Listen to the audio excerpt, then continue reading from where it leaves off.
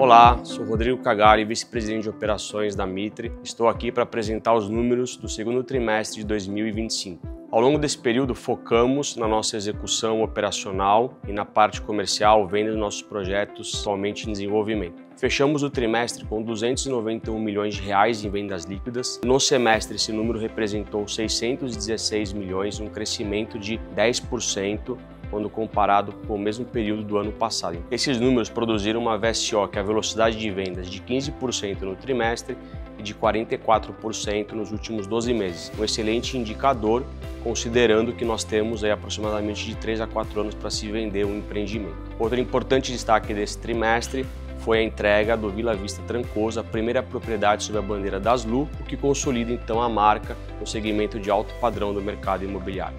Em relação às entregas, foram aproximadamente 1.000 unidades já nesse primeiro semestre, que corresponde a 800 milhões de VGV, e estimamos entregar mais 800 milhões ao longo do segundo semestre, que vai fechar o ano aí com 1,6 bilhão em empreendimentos entregues agora em 2025. Após o grande sucesso do House Mitre Station Brooklyn, projeto lançado no primeiro trimestre e já com mais de 60% em vendas, nos preparamos agora para o lançamento do House Mitre Moema, projeto que será constituído de duas fases, uma residencial e uma fase dos apartamentos compactos, e um VGV aproximado aí de 500 milhões de reais ainda nesse terceiro trimestre de 2025. Agora falando um pouco da parte financeira, dos resultados aqui do segundo trimestre, fechamos o trimestre com um pouco mais de 250 milhões de reais em receita, uma leve queda em relação aí ao mesmo período do ano anterior, impactado principalmente pela ausência de lançamento nesse período. Em relação à margem bruta, fechamos o TRI com uma margem ajustada de 32,2%,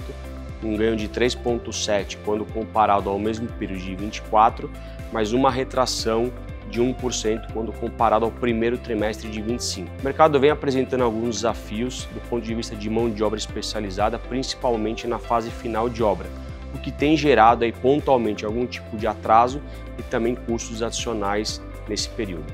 Quanto às despesas administrativas, tivemos uma importante redução de 26%, pouco mais de 26% quando comparado também ao mesmo período de 24. Esse tem sido um importante destaque ao longo de 2025 aqui na companhia. Continuamos muito focados e atentos nessa despesa administrativa. Estamos bastante confiantes em terminarmos o ano com uma redução nominal significativa também quando comparado a 2024. E como resultado final, fechamos o trimestre com um lucro líquido de 10,4 milhões de reais e um ROI de 5,5%.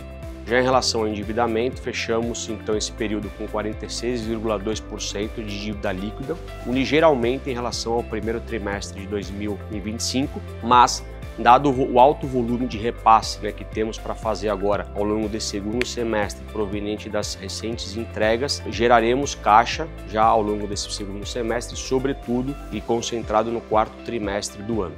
Mantendo nossa estratégia aqui da companhia, anunciamos uma distribuição adicional de 12 milhões de reais em dividendos, que serão iniciadas a partir de outubro em 3 parcelas sucessivas. Isso produzirá então ao longo de 2025 uma distribuição total de 54 milhões de reais. Isso representará um dividend yield de 19,4% em 12 meses. Importante destacar que a distribuição de dividendos já anunciada para esse segundo semestre não impactará a nossa diminuição de alavancagem. Queria agradecer a todos por mais um trimestre e dizer que continuamos muito focados e engajados para continuar gerando valor aí para todos os nossos acionistas. Muito obrigado e até mais.